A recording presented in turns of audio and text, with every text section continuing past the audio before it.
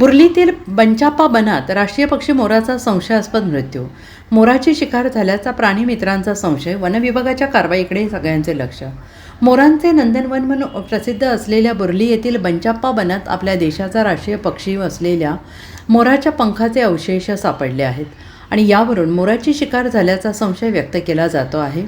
आणि ही घटना आज शुक्रवारी उघडकीस आली. बुर्ली येथील मंदिराजवळ नदीकडच्या बाजूला मोराची पिसे छिन्नविच्छिन्न अवस्थेत विखुरलेली पाहायला मिळाली, तर मोराच्या शरीराचा काही भाग गायब असल्याने ही शिकार असल्याचं स्पष्ट होत आहे.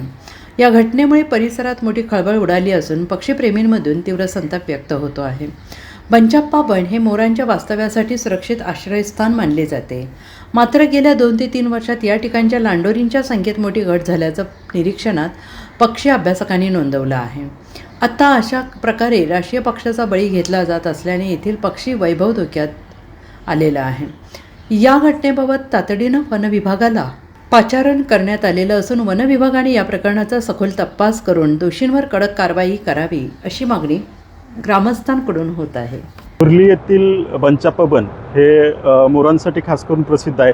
हा फार मोठा असा परिसर. या ठिकाणी मोरांची लांडोऱ्यांची संख्या खूप चांगली आहे.